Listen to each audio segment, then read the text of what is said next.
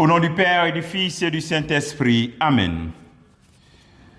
Envoie ton esprit et tout sera créé et tu renouvelleras la face de la terre. Viens, Esprit Saint, remplis les cœurs de tes fidèles et fais-les brûler du feu de ton amour.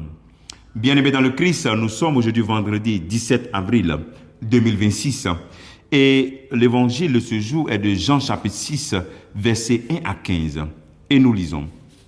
En ce temps-là, Jésus passa de l'autre côté de la mer de Galilée, le lac de Tibériade. Une grande foule le suivait, parce qu'elle avait vu les signes qu'il accomplissait sur les malades. Jésus gravit la montagne, et là, il était assis avec ses disciples. Or, la Pâque, la fête des Juifs, était proche. Jésus leva les yeux et vit qu'une foule nombreuse venait à lui. Il dit à Philippe, « Où pourrions-nous acheter du pain pour qu'ils aient à manger ?» Il disait cela pour le mettre à l'épreuve, car il savait bien, lui, ce qu'il allait faire. Philippe lui répondit, « Le salaire de 200 journées ne suffirait pas pour que chacun reçoive un peu de pain. » Un des disciples, André, le frère de Simon-Pierre, lui dit, « Il y a un jeune garçon qui a 5 pains d'orge et 2 poissons. Mais qu'est-ce que cela pour tant de monde ?» Jésus dit, « Faites asseoir les gens. » Il y avait beaucoup d'herbe à cet endroit. Ils s'assirent donc au nombre d'environ 5000 hommes. Jésus prit les pains et après avoir rendu grâce, il les distribua aux convives. Il leur donna aussi du poisson, autant qu'ils en voulaient. Quand ils eurent mangé à leur faim, il dit aux disciples, « Ramassez les morceaux en surplus, pour que rien ne se perde. » Ils les rassemblèrent et ils remplirent 12 paniers avec les morceaux de pain d'orge restés en surplus pour ceux qui prenaient cette nourriture. À la vue du signe que Jésus avait accompli, les gens disaient, « C'est vraiment lui, le prophète annoncé, celui qui vient dans le monde. » Mais Jésus savait qu'ils allaient venir l'enlever pour faire de lui le roi. Alors, de nouveau, il se retira dans la montagne, lui seul. Acclamons la parole de Dieu. Louange à toi, Seigneur Jésus. La multiplication des pains. Et mais on voit ici qu'on dit une grande foule suivait Jésus. Pourquoi? Parce qu'elles avaient vu des signes. Elles avaient vu les signes qu'il accomplissait sur les malades. La foi de la curiosité. Ils suivent Jésus-Christ parce qu'ils ont vu ce qu'il a fait. C'est une curiosité et ils veulent avoir aussi leur propre expérience. Il faut quitter la foi de la curiosité pour la foi de l'adhésion.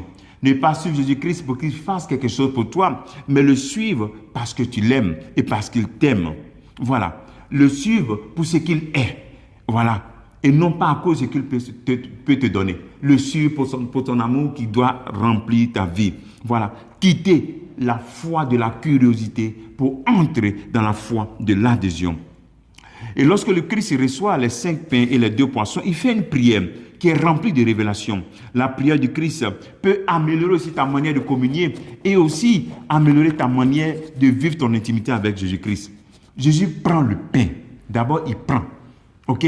Donc, on reçoit la communion, on reçoit le corps du Christ. Donc, c'est une prière qui t'invite à comprendre que dans la vie chrétienne, il faut prendre ce corps du Christ.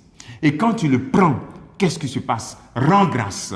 Rends grâce pour cette présence du Christ en toi. Rends grâce pour le fait que tu n'es pas digne de le recevoir. Et tu as déjà dit qu'il dise une parole pour que tu sois guéri. La parole qu'il doit dire, c'est la parole de son amour, de sa miséricorde, que toi maintenant, en prenant Jésus-Christ, tu devrais distribuer. Distribuer Jésus-Christ que tu as pris. Lorsqu'on prend le corps du Christ, on devient Jésus-Christ. On devient lui. Donc Jésus a pris le pain.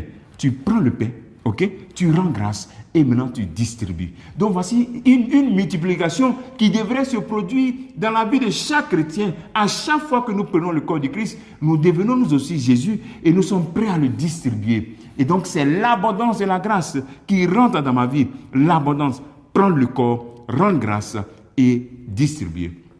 En même temps, par cette prière, c'est aussi l'action de grâce. Savoir rendre grâce en tout moment et en tout temps. Et c'est pour ça que la meilleure prière, le plus grand, le sacrement de l'Eucharistie est vraiment le moment par excellence où nous devons rendre grâce. Apprendre à rendre grâce. Apprendre à rendre grâce, ça te permet aussi de contempler l'action de Dieu dans ta vie et à comprendre que tu ne peux pas tout voir. Que Dieu fait plus que ce que tu vois. L'action de grâce. Voilà. Et enfin, c'est l'abandon dans cette multiplication. Le travail que tu peux faire en ce jour, c'est de prendre cette décision, de communier de cette manière.